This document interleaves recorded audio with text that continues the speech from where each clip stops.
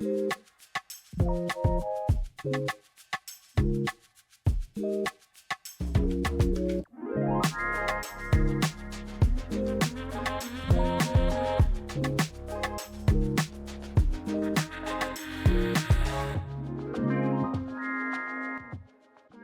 déclic est venu au moment où j'ai fait mon premier stage en psychiatrie. C'était dans un centre médico-psychologique. À l'époque, je faisais mes études à Chambéry. Et j'ai découvert une autre façon de faire les soins, parce que pour moi, un infirmier, les soins, c'était les prises de sang, les injections, les perfusions, voilà, tous les trucs très, très techniques. Moi qui voulais être infirmier, infirmier au bloc opératoire ou infirmier anesthésiste. Et là, d'un coup, je me rends compte qu'on s'assoit, on discute avec un patient, il nous raconte peut-être un petit peu sa vie, son parcours, son histoire, ses émotions. Et au fur et à mesure de ce moment-là d'échange, on se rend compte que ça débloque quelque chose. Des fois, il se passait des choses, on se dit, mais ça sort d'où parce qu'on n'a rien fait d'autre, en fait, on a juste parlé. Et de me rendre compte que ce moment-là, ce lien concret, cet échange-là, ce moment de partage, ou quelque part aussi une certaine confiance que le patient a en nous de nous raconter un peu son histoire, et de voir qu'au fur et à mesure, ça débloque quelque chose, ça mène sur quelque chose, ça soulage parfois, ou ça permet de comprendre un peu mieux ce qui se cache derrière le mal-être d'une personne. Et ça, pour moi, ça a changé tout à ce moment-là. Je me suis dit, en fait, c'est sans doute ça que j'ai envie de faire, c'est de pouvoir, par le biais d'une relation, par le biais d'une discussion, par le biais d'une connexion quelconque, on puisse aider quelqu'un, ou on puisse mieux comprendre quelqu'un ou quelque chose, ou une difficulté ou une maladie d'une personne, et qu'on puisse sans doute aussi l'accompagner sur une voie de guérison quelque part. Dans tout mon parcours professionnel, en étant infirmier ou en étant cadre, j'ai toujours apprécié accompagner les étudiants. Et en devenant cadre, il y avait sans doute aussi cette part de volonté de vouloir transmettre. J'ai eu la chance de travailler avec des professionnels qui m'ont apporté beaucoup de choses en termes de connaissances psychiatriques, en termes de prise en charge de patients, en termes d'organisation, en termes de travail d'équipe. Et quand on choisit de devenir cadre, on sait on a aussi une équipe derrière qui compte sur nous, qu'on va devoir, hormis toutes les responsabilités d'un cadre, mais qu'on va devoir encourager, qu'on va devoir des fois former ou envoyer en formation, qui se tournent vers nous quand ils ont des difficultés, quand il y a des problèmes de prise en charge.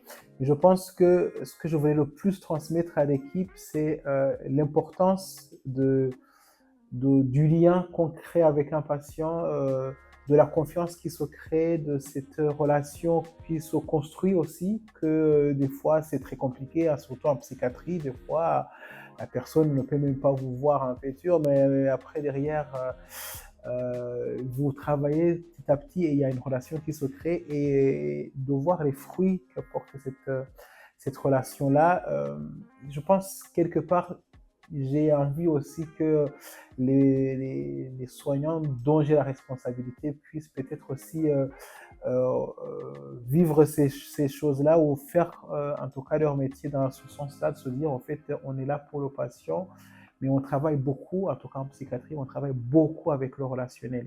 S'il n'y a pas de relationnel, le reste est très compliqué. On a besoin que les patients aient confiance en nous, on a besoin qu'il y ait une alliance qui se crée, et j'ai envie que mon équipe, en tout cas dont j'ai la responsabilité, puisse derrière avoir ça en conscience permanente, se dire on a des patients avec une histoire derrière, avec un vécu derrière, avec des émotions derrière, et il faut absolument prendre ça en compte pour une bonne prise en charge.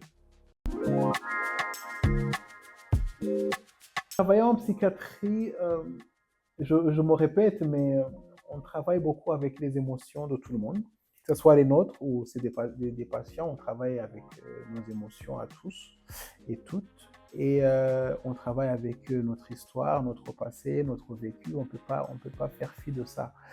Et quand on cherche à faire fi de ça, à un moment donné, on se rend compte qu'on ne pourra pas faire, autrement.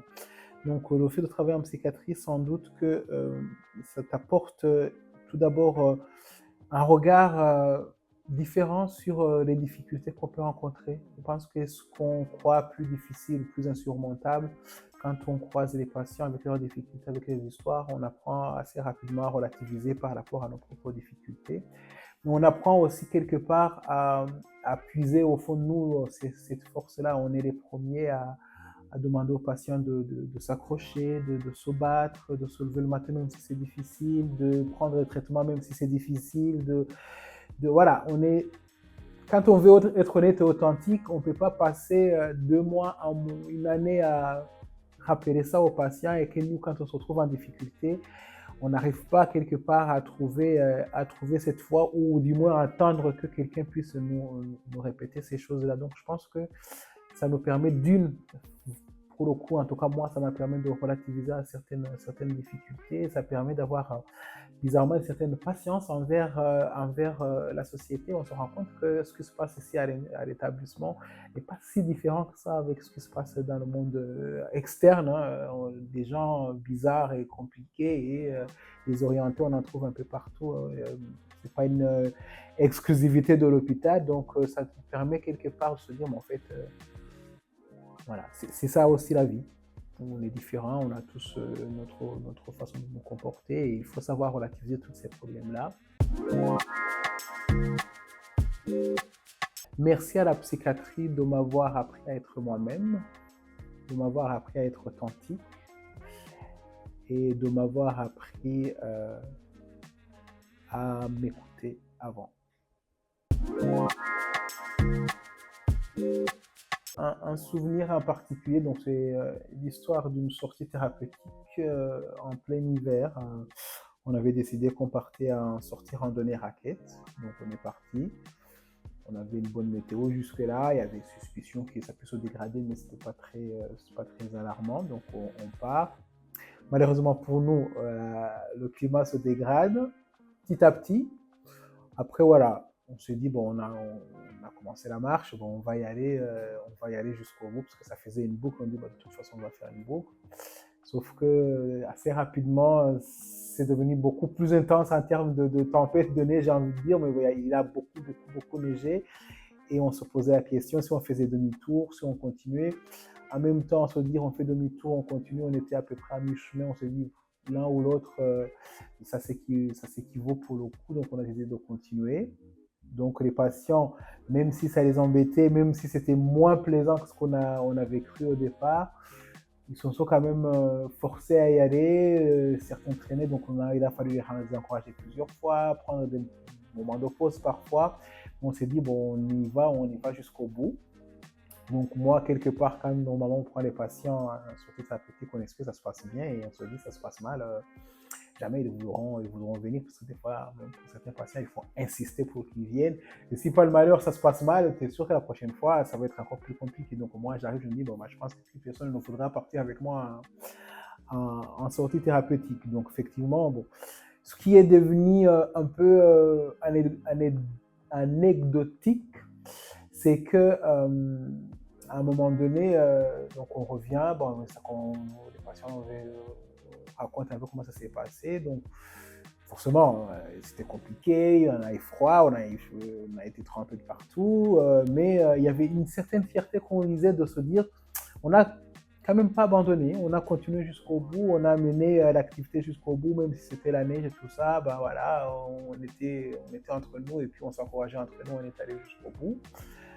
Et puis, ce qui était encore plus surprenant, c'est que des mois et des années plus tard, quand j'ai la chance de croiser certains de ces patients, c'est un souvenir qui est resté. C'est un moment qu'on a partagé, difficile certes, désagréable peut-être, mais c'est un moment qu'on a partagé qui nous a marqué et qui nous le rappelle à chaque fois qu'on se croise. Ah Lionel, tu te rappelles quand on était parti, on s'était pris la neige et tout ça.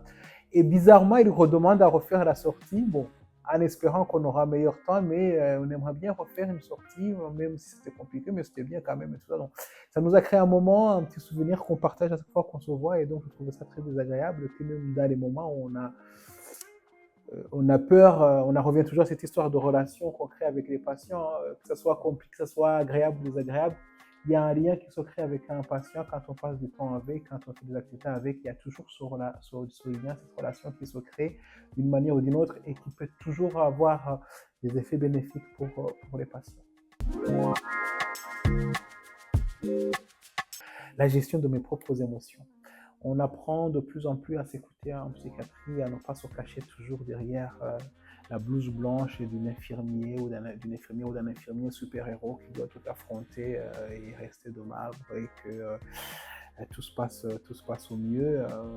Et ça permet aussi de se dire, bon, on est infirmier, mais on a le droit d'être fatigué, on a le droit d'être énervé, on a le droit d'être triste, on a le droit d'être touché, même s'il y a une certaine retenue qui est demandée, mais quelque part, ça nous pousse à écouter ce qui se passe au fond de nous, à ce que l'histoire qui nous est racontée fait de nous, nous fait écho à nous, et derrière de pouvoir travailler et puis accompagner les patients au mieux. Donc, je pense qu'une des choses que j'ai beaucoup appris, c'est d'abord m'écouter moi, écouter ce que je ressens et pouvoir travailler avec ça pour accompagner les personnes qui en ont besoin.